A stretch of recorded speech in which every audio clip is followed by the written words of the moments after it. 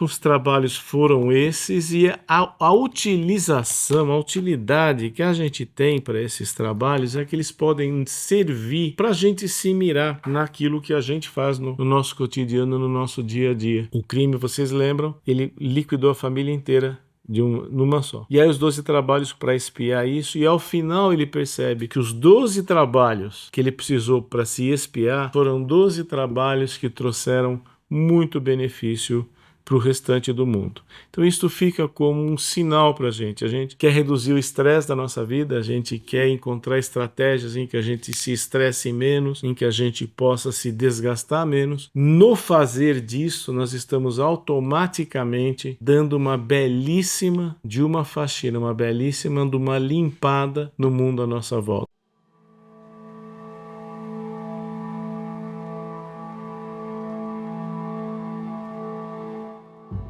Olá, tudo bem? Muito obrigado por se juntar a nós nesse nosso vídeo. Esse é o último vídeo de uma série de 12 trabalhos de Hércules. Eles estão todos organizados numa playlist em sequência e você pode ter acesso ao material todo se inscrevendo no nosso canal. Tá? E isso daí você não só dos trabalhos de Hércules, mas toda sorte de reflexão que pode ser feita em cima do tema do nosso canal, que é o bem-estar psicológico e a cidadania sendo elevada ao estatuto de cuidado. Sempre recomendando, antes da gente começar, os 3 Cs, né? Curtir, compartilhar e comentar, que essas 3 atividades sempre fortalecem o nosso algoritmo, né? Nisso nós estamos no mesmo pé dos outros canais de YouTube. Todo mundo anda pedindo, porque realmente é essencial para que o trabalho, o algoritmo seja reconhecido pela plataforma. Então, se você puder, por gentileza, nos ajudar nisso, a gente agradece encarecidamente. Outra coisa que pode ser feita, vai aparecer no decorrer do vídeo, aparece um QR Code ou uma chave Pix. Ali você pode fazer uma colaboração financeira. Se você gosta do nosso material, você pode fazer uma contribuição de qualquer valor aí e já está ajudando o nosso trabalho, tá? Bem, vindo então agora para o nosso tema, nós vamos começar a falar um pouquinho do que foi a experiência, né? Do que foi essa experiência global do Hércules. Até aqui em cada dia a gente falou da experiência individual de cada trabalho, de cada tarefa, de cada missão. Agora nós vamos falar um pouquinho de uma maneira mais global. E é interessante a gente ver como cada trabalho, de uma certa forma, encerra ou é ilustrativa de algum princípio que favorece, um princípio atitudinal, né, que favorece, que nos ajuda na nossa prática de mindfulness ou nas outras formas que a gente escolhe para cultivar o nosso bem-estar. Então vamos começar com o Leão de Nemeia. Leão de Nemeia é essa região que vocês estão vendo, né? Com relação ao leão, quem lembra, o leão exigiu, foi logo no início dos trabalhos do Hércules, exigiu 2 coisas do Hércules. Exigiu muita humildade em 2 momentos. O primeiro momento foi quando ele se deu conta de que aquilo não era exatamente um leão, aquilo lá era um monstro. Aquilo ali era o filho de Equidna com um outro titã, Tífon e Equidna. E o leão zombava dele. Então, no primeiro momento, foi preciso que Hércules reconhecesse uma certa vantagem que esse leão de Nemeia tinha sobre ele. Ele já tinha matado um leão, mas era um leão comum. Quem não se lembra, pode ir lá assistir nos primeiros vídeos da série. Enfim, ali foi preciso ser humilde e reconhecer que ele estava lidando com um adversário formidável. O segundo momento que ele tem que usar da humildade dele é quando ele pega a própria unha do leão para cortar o couro desse leão. Não adiantava as facas dele, não adiantava a força dele, não adiantava a velocidade dele. Ele precisou cortar o leão com a própria arma do leão. Ele não tinha em si o recurso necessário para cortar aquela pele e levou aquela pele para o restante de todos os trabalhos como uma proteção, como uma capa protetora, que o ajudou, inclusive, muito, decisivamente, em alguns trabalhos à frente. Então, a humildade aqui entendido não como assim, eu sou pequenininho, eu sou fraquinho, não. É a humildade de reconhecer que a tarefa que está diante de mim me desafia. Não é que, esse aí eu já matei, já entrei ganhando. Não, não, não. Não é para entrar no jogo de salto alto, é para entrar contando com a possibilidade de algo ser um grande desafio para você. O segundo trabalho dele foi a Hidra de Lerna. A Hidra de Lerna, Lerna é esse pântano que vocês estão vendo. Se vocês procurarem os quadros sobre a Lerna e a Hidra de Lerna, você vai ver coisas horrorosas. O pântano de Lerna é o lugar mais tenebroso da face da Terra. Mas vocês estão vendo que não, tem gente que mora no pântano de Lerna, né? Agora, é um lugar complicadíssimo realmente para se habitar, né? Acredita-se até que eles têm tanto olho d'água, tem tanto manancial ali, que acredita-se que a história da Hidra, lembra que a Hidra cortava a cabeça, nascia outra. Acredita-se que a ideia da Hidra fosse exatamente, você tampava um olho d'água para construir alguma coisa, abria 3 olhos d'água em volta de onde você tampou o primeiro. Então era uma coisa desesperadora controlar aquelas águas. Ali a gente vê o seguinte, ali a gente nota que Hércules começa a perceber o significado do que ele está fazendo. Porque quando ele dá fim a uma cabeça, ele enseja, ele dá a ocasião que nasça uma nova. E esta nova é mais jovem que a antiga. Então, ele entra em contato, que significa cortar uma cabeça da Hidra de Lerna. Qual é o significado? Da mesma maneira, nós temos no nosso cotidiano, qual é o significado disso que eu faço? Eu pego um trânsito lascado, eu venho de um outro bairro, estou cansado, o trânsito não estava bom, o tempo está muito quente. Mas qual é o significado disso? Qual é o significado de fazer esse esforço? O que isto tem no sentido mais transcendente? Qual é a grande visão que esse ato corriqueiro e cotidiano tem? Porque as grandes jornadas se fazem em atos corriqueiros, não são em grandes ideias e grandes... Você pode ver que o visionário realmente é o último que interessa. O visionário é mais um palpiteiro. Quem realmente carrega as coisas é a equipe que executa. Ele é um visionário, tá? Ok, visionário eu também sou. Agora tem que ter uma equipe que consiga fazer. E da mesma forma, a Hidra de Lerna, alguém tem que dar jeito nessa, mas tem que ser um cara que entenda o que isso significa e entenda o que significa mover um avanço contra essa Hidra. Depois, o terceiro trabalho dele é um outro monstro chamado, que é um javali. É outro também, outro filho de Tífon com Équidna. E já no Monte Erimanto, é um monte como vocês estão vendo aí, ó, o Monte Erimanto era absolutamente inóspito. E o Hércules precisou de aproximadamente 1 ano por lá para conseguir bolar um jeito de trazer o javali, porque tinha que trazer vivo. Trazer morto é fácil. Se atraca com o bicho lá, empurra no penhasco e pronto, aí você traz o defunto. Mas tinha que trazer o bicho vivo. Esse que era o truque. Você tinha que ser brutal e delicado ao mesmo tempo. E ele levou 1 ano para elaborar uma estratégia para atender essas duas coisas. A inteligência de capturar um animal perigosíssimo sem feri-lo.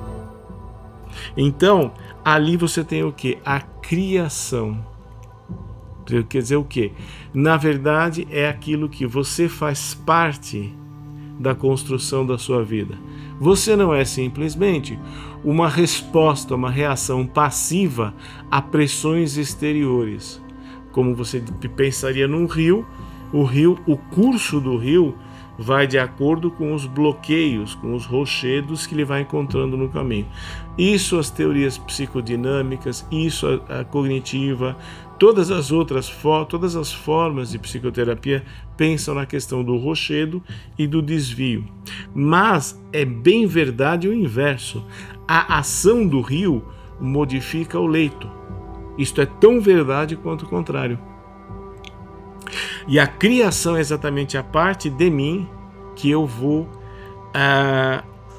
pôr em ação e eu vou criar uma condição que ali não existe. Eu vou fazer algo novo. Essa é a ideia da criação, da criatividade. É impossível viver sem criatividade. Ainda que seja criatividade aplicada à coisa mais rotineira e dada como sabida do mundo. Uma pessoa que frita bife todo dia, né?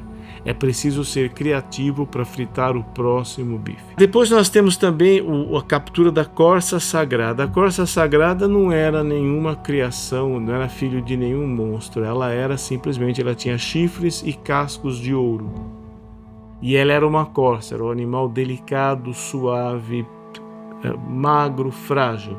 Representava a sublimidade e a santidade. Era uma corça era dos deuses.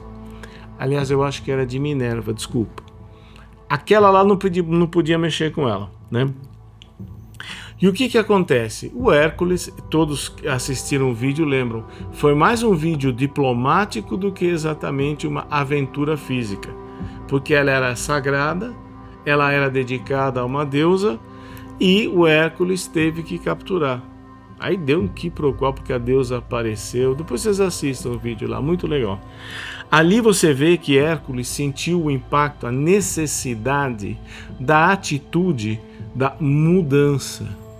É muito importante você ter seus valores, é muito importante você ter as coisas em que você acredita, mas é também igualmente essencial que você controle, que você tenha, controlar é uma péssima palavra, mas que você tenha o acesso ao fato de que uma adaptação é essencial em cada momento. Vamos lembrar que o termo estresse, que a gente vive falando e vive combatendo aqui nesses vídeos, a palavra estresse, ela foi desenvolvida, foi uma má tradução do Hans Selye para uma palavra que se contrapõe, quer dizer, uma palavra dentro da teoria geral da adaptação. Esse era o nome que o Hans Selye deu para sua teoria. Não era a teoria do estresse, era a teoria da adaptação. E aí você vai tendo a ideia do estresse como algo, na verdade, desadaptativo, como algo que fica em resposta a algo que se arrasta demais na sua vida, ou em intensidade ou em tempo. Aí você vai tendo tudo. Mas lembrando que a mudança, a adaptação é o ponto essencial. Às vezes você tem leis que são proclamadas para 100 anos. Durante 100 anos não pode fazer tal coisa. Quando terminaram os 100 anos, o cenário já está tão diferente que seria ridículo discutir se a lei volta ou não. É óbvio que ela caducou, né? Ela ficou obsolescente, ela obsoleceu. Esta é a ideia na corça sagrada. Ela era sagrada, não podia tocar nela, mas aí precisou, por demanda dos próprios deuses. Então não coube a Hércules. Hércules precisou se adaptar. O lago Stínfalo, tá? Que é esse lago que vocês estão vendo, o lago não tem nada demais. O lago Titicaca aqui no Peru é muito mais legal de ver, outros lagos também. Mas este lago teve a peculiaridade de receber os pássaros. Agora, tem uma curiosidade que pouca gente sabe sobre o lago Stínfalo. O lago Stínfalo, ele é extremamente sazonal. As águas sobem, as águas descem, e agora, recentemente, na década de 90, houve uma estiagem muito grande ali no Mediterrâneo. O lago Stínfalo secou, ficou no capim. Então, o lago Stínfalo, você tem aí a experiência da causa e do efeito, que é uma grande regra do que acontece na nossa vida. Causa e efeito. A gente raciocina em termos de causa e efeito, raciocina até demais, né? Então você tem ali o lago, e quando o lago está cheio, proliferam os peixes, proliferam as aves. Quando o lago está mais vazante, Diminui os peixes, diminuem as aves. Então, provavelmente era um lago que a observação já dava a ideia de que ele oscilava muito. Repito, século XXI, final do século XX, ele secou uma vez. Secou, tá? Então, a relação da causa e efeito é essencial para você entender. Porque é que, também quando ele pega os símbolos e começa a bater com os símbolos, prato, né? Como se fosse o prato de fanfarra. Aí os pássaros se levantavam e aí eles ficavam numa situação em que eles poderiam ser abatidos, né? Então você tem a causa e o efeito. Uma coisa antecede a outra, uma coisa antecede a outra.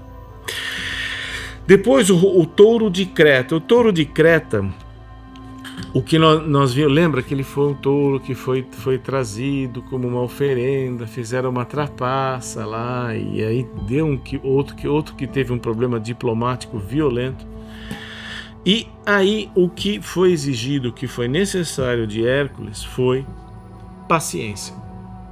Foi paciência para conseguir cumprir este trabalho. Depois você dá uma assistida. Tudo isso que eu estou falando, à luz do que eu disse, vocês podem reassistir o vídeo e darem uma olhada. Se vocês tiverem uma referência em casa, leia a referência. Se você pratica, você pode praticar pensando nessas atitudes, refletindo no exemplo que o Hércules deixou, né?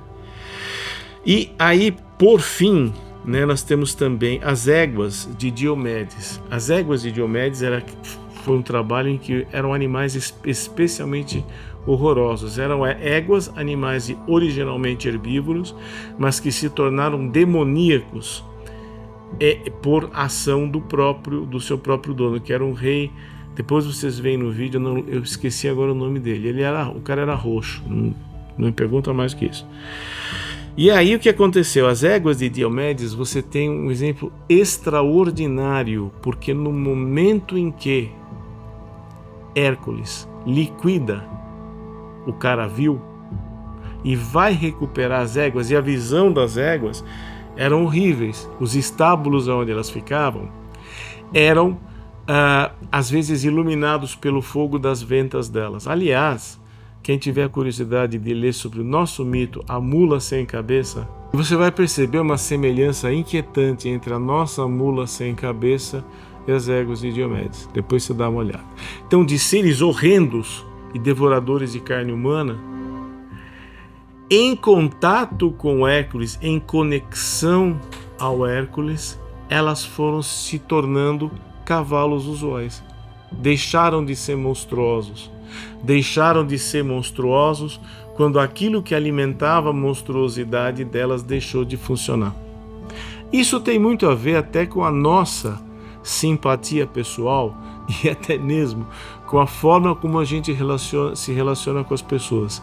Dependendo de qual emoção, qual recordação, qual afeto, qual reação eu estou ligado quando eu interajo com alguém, isso pode determinar uma aparição, uma aparência mais agressiva, mais hostil ou menos hostil e mais amigável, independentemente do que eu faça deliberadamente.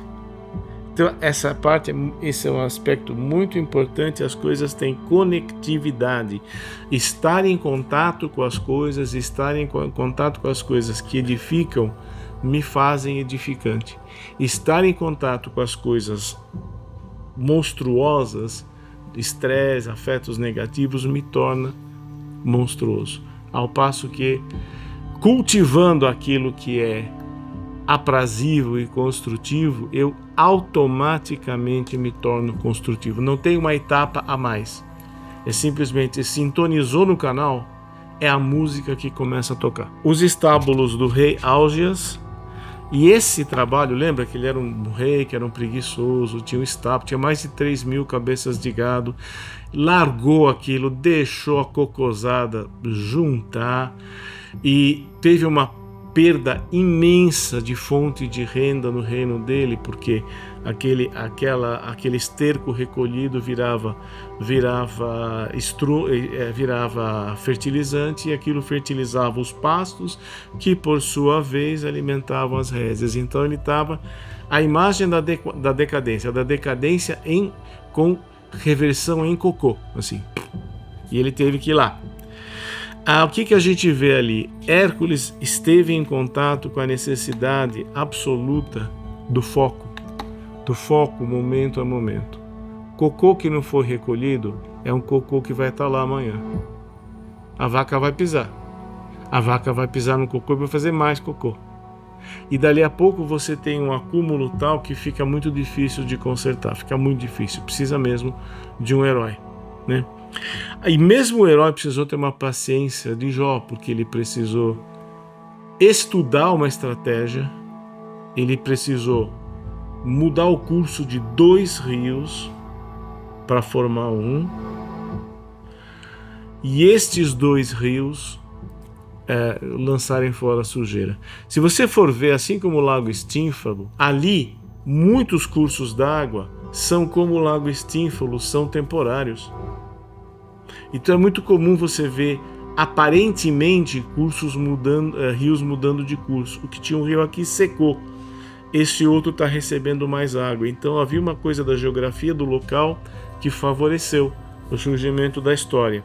Mas o fato é, Hércules precisou tomar tempo e precisou mudar coisas indiretamente para que então o efeito que ele esperava pudesse se fazer.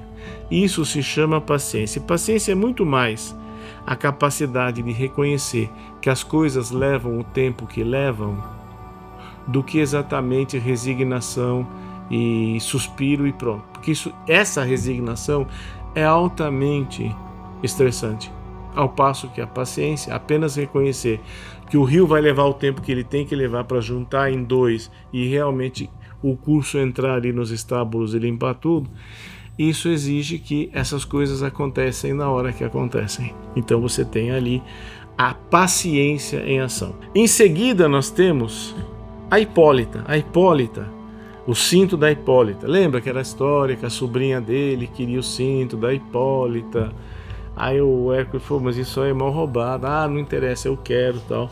E aí ele vai lá e ele consegue o cinto dela, os dois se apaixonam um com o outro, ela morre em função de se apaixonar por Hércules, né? Mas a gente vê a ideia da doação, porque o cinto era para ser levado na base da trapaça, na base da negociata. Mas o que acabou acontecendo é que ela foi uma doação espontânea e inclusive custou a vida da Hipólita. Então ela acabou morrendo ao proteger Hércules, porque teve uma flechada que dispararam no Hércules e ela virou e ficou na frente da flecha. E a flecha a trespassou, né? Então a doação e a hospitalidade você vê de uma maneira muito devota na Hipólita, né? O Hércules se beneficiou da hospitalidade, da doação da Hipólita. E o cinto que ele levou e ele entregou para a prima usar, perdeu totalmente a magia. Não fez nada pela prima que queria o cinto, e nem pelo pai dela, e nem por nada. Então, desfez-se a magia quando a doação se consumou. Bem, depois teve os pomos de ouro, o pomo das Hespérides, também trabalhou com a ideia da hospitalidade, né? Tem várias peripécias e é um dos trabalhos que o Hércules enfrenta a maior quantidade de seres bizarros, eles e o cinto da Hipólita. E no fim ele acaba percebendo no Cérbero, ele começa a perceber a ideia do crescimento, que é o crescimento que é a atitude, que na verdade é você perceber aquilo que você semeia vai crescendo. Se você semeia investimento num negócio, esse negócio pode crescer, claro. Vamos não. Todos os negócios que cresceram foram assim. Ah, mas tem vezes que não dá certo. Ok, daí você fala lá com o seu coach, ele te explica tudo. Mas assim, pra gente, aquilo em que você investe, em que você coloca o seu coração é algo que cresce. E Cérbero é uma experiência em que vocês estão vendo aí a imagem, o rio Estige, e cai dentro de uma caverna. Essa caverna aí provavelmente é a caverna que inspirou. O nome do rio é outro, mas é o rio que cai numa caverna. E você tem a impressão que aquilo está sendo engolido rumo ao nada. É apavorante mesmo, é realmente apavorante ali. Tem até um rapaz, muita gente gosta de tirar foto em pé na pedra antes da entrada da caverna, mas na real eu não recomendo. Sinceramente, eu acho que é perigoso mesmo você fazer sem amarra. Então o lugar era absoluto, como aqui no Brasil nós temos a caverna do diabo. Chama do diabo porque você anda na lateral, você escuta o burburinho da água, aparece o ruído de muita gente conversando. E aí os índios achavam que eram espíritos maus ou os espíritos de pessoas que se perderam lá dentro. Enfim, toda caverna sombria e que tem água, ela é meio apavorante, sempre, e que desce, né? E era o caso ali. E por fim, os bois de Gerion. Bois de Gerion foi um trabalho extremamente longo e repleto de adversidades. Mas era um trabalho onde o Hércules já tinha percebido o que ele falou lá atrás no lago Stínfalo, que na verdade ficavam pedindo para ele resolver trabalhos, mas o que acabava acontecendo é que à medida que o trabalho era resolvido, e era a pedido dele porque era difícil de executar, mas o saldo disso era a qualidade da vida daquela região melhorava. Então isso é muito interessante, porque nos bois de Gerion você tem exatamente a mesma coisa. Ele vai para um local inóspito, ele vai lá para disputar, ele vai chegando lá, ele vai ficando mais assustado ainda, porque o Gerion era um gigante, horrendo, de 3 corpos e só 2 pernas. Ele tinha um cachorro ali que era muito parecido com Cérbero. Ele teve um gigante de 2 cabeças que trabalhava para ele e atacou Hércules. Enfim, todas as monstruosidades humanas possíveis tinham ali. E o Hércules, para cumprir esse trabalho, ele precisou ficar fixo no aqui e no agora. Ele não podia perder o tempo dele, olhar para o lado, pensar na morte da bezerra, ou até mesmo pensar que a tarefa que ele tinha diante de si exigia humildade dele, como foi também com Leão de Nemeia. Esse momento é o convite para o aqui e agora. Ele já estava com vários trabalhos acumulados, e aí o aqui e agora se fez necessário, mesmo para alguém que já tinha uma história construída, né? É chique falar construir uma história, construir um nome, construir uma narrativa, né? Hoje em dia a gente quer simular erudição, usa essas expressões, né? Mas ele já tinha uma história construída com lidar com missões difíceis e tal, mas esta missão ele precisou realmente estar aqui e agora, sem se prender a absolutamente nada que foi anterior. Bom, a ideia foi essa, os trabalhos foram esses, e a utilização, a utilidade que a gente tem para esses trabalhos é que eles podem servir para a gente se mirar naquilo que a gente faz no nosso cotidiano, no nosso dia a dia, né? E basicamente é isto, né?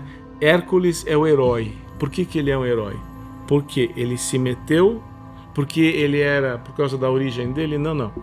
Uma origem gloriosa, mas ele se meteu numa encrenca lascada que exigia um ostracismo. Ele teve que sair do palácio do rei. Neste ostracismo, e depois ele vem a se casar, e novamente, por ação das Eríneas, ele é levado por fúria a cometer um crime. O crime, vocês lembram, ele liquidou a família inteira numa só. E aí os 12 trabalhos para espiar isso, e ao final ele percebe que os 12 trabalhos que ele precisou para se espiar foram 12 trabalhos que trouxeram muito benefício para o restante do mundo. Então isso fica como um sinal para a gente quer reduzir o estresse da nossa vida, a gente quer encontrar estratégias em que a gente se estresse menos, em que a gente possa se desgastar menos. No fazer disso, nós estamos automaticamente dando uma belíssima de uma faxina, uma belíssima de uma limpada no mundo à nossa volta. Mesmo que isso não seja sensível, mesmo que isso não seja percebido, mas a gente tem a condição de perceber.